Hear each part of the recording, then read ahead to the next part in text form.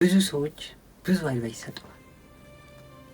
አንዳንድ ሰዎች ሞቲቬሽን ቪዲዮ ጥብለት ስራው ሁሉ ኢንፎርሜሽኖች አሉ በየቦታው ማለት ነው። እና ብዙ ሰው ብዙ አይነት አመለካከት አለው።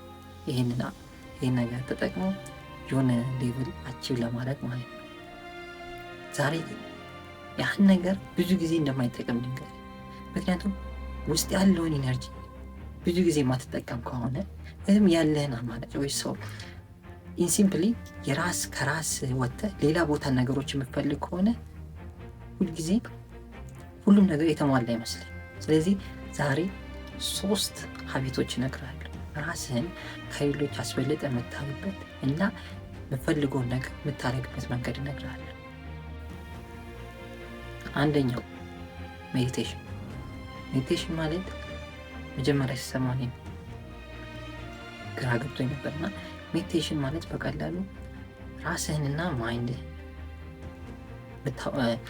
ጭንቅላትህን በሲምፕል ዌይ ሪኮግናይዝ የምታደርግበት መንገድ ነው።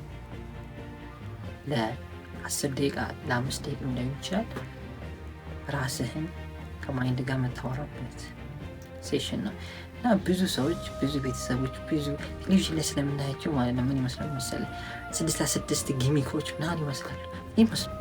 ያን ነገር በምታደርግበት ሰዓት ማለት ነው አንደኛ ነገር አዌርነስ ይጨምራል። ብዙ ነገሮችን እንዴት እንደምታስብ ለምሳሌ አንድ ስክሪፕቶ እንዴት እንደሚሸጥ አስተሳሰብ ጀስት ኖርማሊ ይሄ ስክሪፕቶ እኮ አሪፍ ይጽፋል ምናምን ነው የምታስበው። ግን ያን ሜዲቴሽን በምታደርግበት ሰዓት ብዙ ኖሌጆች አኩዌር ታደርጋለህ። ነገሮችን አስተያየት እየተለወጠ ይመጣል። ስለዚህ ሜዲቴሽን ራስህንና ማይንድ የምታወራበት 3 ዓመት በተከታታይ ሳላቋረጥ አድርጌዋለሁ እና የሁሉ ቼንጅ ያደረገብኝ ነው እና ይህን ነገር ስታደርግ ብዙ ነገር ደስተኛ እና ብዙ ነገር እያወቅበት ሁለተኛው ከስፖርት መስራት ነው። ሁሉም ሰው ስፖርት መስራት ማለት ፕሮቲን ማግኘት ጀስት በኢንስታግራም ላይ እንደምናያቸው ወይም ኢንፍሉንሰሮቹ እንደሚያደርጉት ስፖርት መስራት ማለት ፕሮቲን ሼክ ይዞ በሃይላንድ መሄድ ምናምን ይመስለናል። ወይም ጂም ገብቶ ምናምን ፎቶ መነሳት። ብዙ ጊዜ ጂም ያን ነገር የምናስበው እሱ የምናደርገው ሶሻል ሚዲያ ላይ ብዙ ጊዜ ስለሆነ ጂም ማለት በቀላሉ አንድን ነገር በተከታታይ እንደገና መስራት እንደማለት ነው። ወይም አንድ ነገር ኪሎውን እየጨመርኩ መስራት ነው አለ። ይሄ ነገር ስፖርት መስራት ከጀመርክ የምታየው ለውጥ በጣም ማሲቭ ነው። ሊሚቴሽን እንዳይኖር ሰዎች ምን አይነት ሊሚቴሽን አላቸው መሰለኝ? ፕሮቲን ሼክ ከበዛው በኋላ ነው ስፖርት መጀመር፣ ወይም ገንዘብ ካገኘው በኋላ ነው ስፖርት መስራት መጀመር፣ ጂም ቤት ከፍዬ ማለት ነው። ግን ኤክስኪውዛቸው ሁሉ ጊዜ ወደኋላ እየጎተታቸው ምንም ነገር አችላለ። ሶስተኛ ደግሞ በጣም ይመች ነገር ምንድነው? አክሽን ድርጊት ነው። አጭር ነገሮችን በተደጋጋሚ ማድረግ ማለት ነው። ብዙ አይነት ኖሌጆች አሉ ዩቱብ ላይ ኢንስታግራም ላይ ብዙ አይነት ኢንፎርሜሽኖች አሉ አንተን የተሻለ ቦታ የሚያደርሱ ማለት ነው። እና እነሱ ማዳመጥ ትችላለህ አይደለ? እኔንም እዚህ ጋር ቁጭ ብለህ ማዳመጥ ትችላለህ። ግን ብዙ ጊዜ የሚጠቅም ምን መሰለህ? ነገሮች 100 ጊዜ ካረከው ማለት ነው ያን ነገር እየለመድከው ነው ትመጣለህ። ስፖርት መስራት ማችል ከሆነ 100 ጊዜ ስታደርገው እንዴ ያ ሰውዬ እንደዚህ ያለኝ እንደዚህ ነው እንደዚህ ቀላል ነው ትላለህ።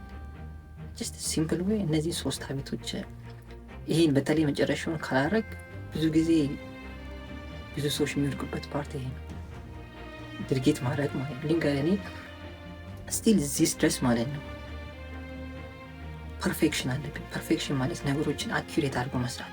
አንዳንዴ ሪኮግናይዝ አላደረገውም ራሱ ምን ያደርጋለሁ መሰለህ ነገሮችን አሪፍ ለማለት ወይም አሪፍ ለምሳሌ አንዳንድ ሴት ኢንፍሉንሰሮች ሶሻል ሚዲያ ላይ ካየህ ነገሮችን ፐርፌክት አድርገው ለማሳየት ሴታፓቸውን ምናምን ብዙ አይነት ነገሮች አሉ እና ያን ነገር ተጋብቶብኛል እና ያን ነገር ራሱ በማድረግበት ሰዓት ሁልጊዜ ነገሮቹ የተወሳሰቡ ነው የሚመጣው። ስለዚህ አንድ የሚጨምርል ነገር ቢሆን ፐርፌክሽንን መቼም እንዳትወድ አሁንም እላለሁ። ግን ለምን እንደሆነ አላውቅም። ግን ከትንሽ ጊዜ በኋላ ደግሞ አደርገዋለሁ አላስብበት እና ለምን እንደሆነ አላውቅም። እና እሱም በሌላ ቪዲዮ እሰራለሁ እና መቼም ፐርፌክት እንዳትወድ መቼም ማለት ነው።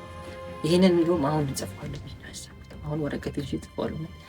ይህን ነገር ስታረግ ሞር ኖሌጅ ብትሆናለህ። ስለዚህ ሜዲቴተር፣ ስፖርት ስራ፣ አክሽን ውስድና ከሌሎች የተሻለ ትምህርት ሌላ ሾርትከቶች ምንም አታገኝም። ምንም ነገሮች እንደውም ሁለተኛውና ሶስተኛው ሞራል ሊሆን ይችላል። ምክንያቱም ነገሮችን 100 ጊዜ ስትሰራ ሞር ኤፊሽንት እንደምትሆን እነግርሃለሁ። ስለዚህ እነዚህ 3 ሀቢቶች